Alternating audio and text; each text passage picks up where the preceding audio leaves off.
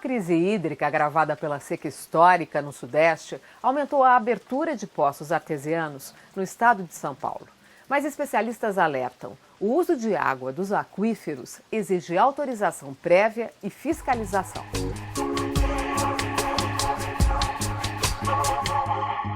A água que verte da terra, percorre o curso dos rios e abastece represas tem uma origem pouco conhecida da maioria das pessoas, embora seja foco de muita pesquisa nas universidades. Ela fica em uma espécie de reservatório subterrâneo. O chamado aquífero é uma formação geológica capaz de armazenar e, ao mesmo tempo, permitir que a água se movimente, escorra por meio de poros ou fissuras próprias da rocha. O pesquisador e geólogo Reginaldo Bertolo, diretor do Centro de Pesquisa de Águas Subterrâneas do Instituto de Geociências da USP, a Universidade de São Paulo, sustenta que os aquíferos têm um papel fundamental na manutenção dos ecossistemas, especialmente em época de seca prolongada. A água subterrânea faz parte do ciclo hidrológico. A água da chuva que se infiltra no solo vai fazer parte dos reservatórios subterrâneos e essa água ela permanece ainda em circulação dentro desse sistema e sai dos aquíferos exatamente nos canais dos rios e nos reservatórios, formando as nascentes. O Brasil é um país rico em água subterrânea. O aquífero com mais volume de água fica na região norte. Alter do Chão nasce no Pará e avança pelo Amapá e Amazonas.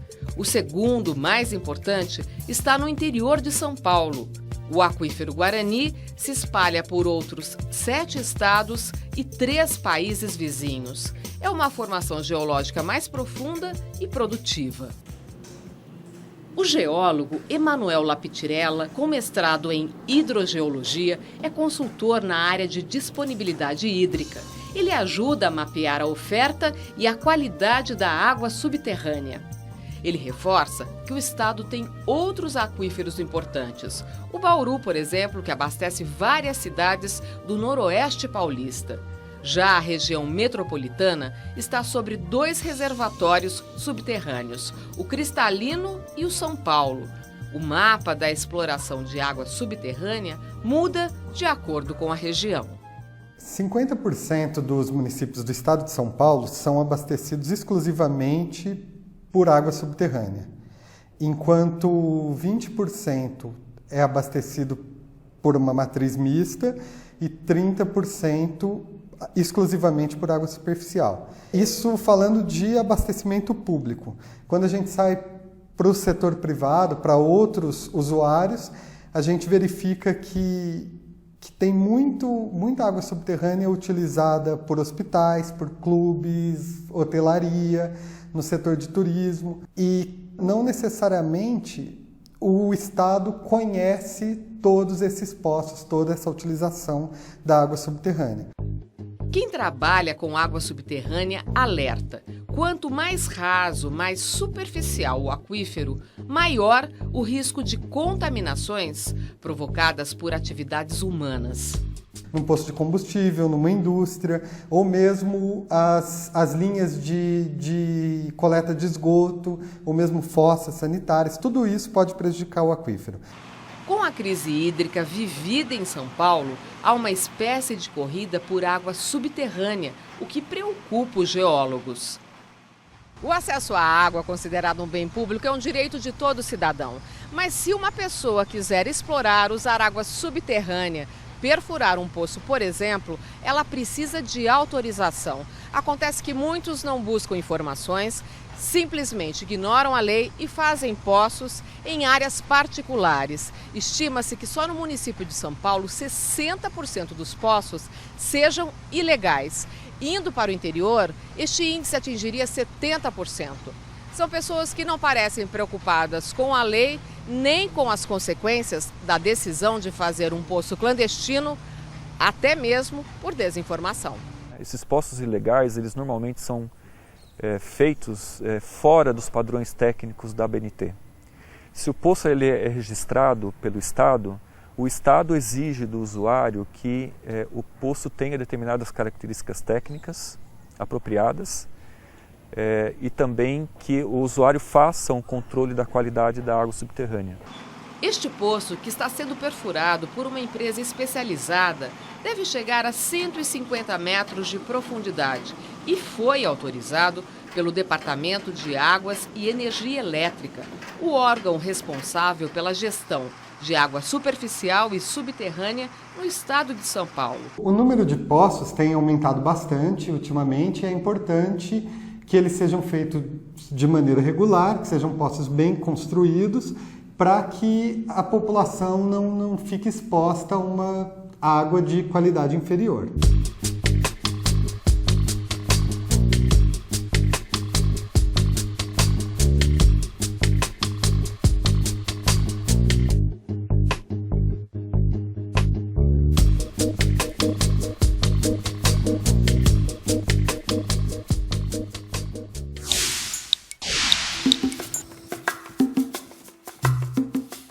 Embora já tenhamos mais de 85% da população brasileira vivendo nas cidades, e embora ali os problemas sejam cada vez mais complicados, ainda não temos uma política eficiente para levar os jovens das zonas rurais a permanecer ali.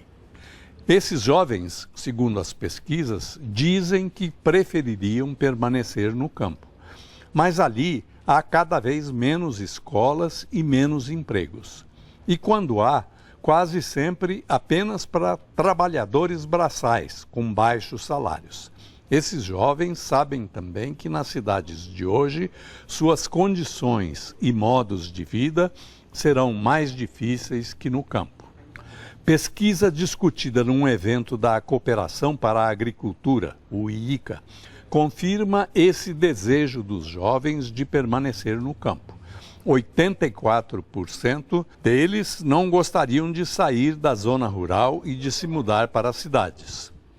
Mas quem convencerá prefeitos a não fechar escolas rurais e substituí-las por transporte caro e deficiente que toma muito mais tempo e mais horas diárias dos alunos? Quem convencerá nossos planejadores a implantar nas zonas rurais escolas de formação especializada em atividades que ali se desenvolvem, como métodos de cultivo e armazenagem, conservação de recursos naturais, comércio competente nas áreas locais de produção e muitos outros, inclusive industrialização e agregação de valor nos seus produtos, até mesmo para exportação.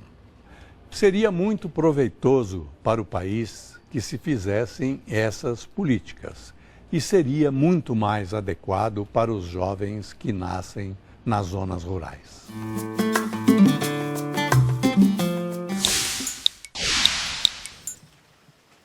E a seguir, paulistanos plantam árvores em bairro tradicional da cidade.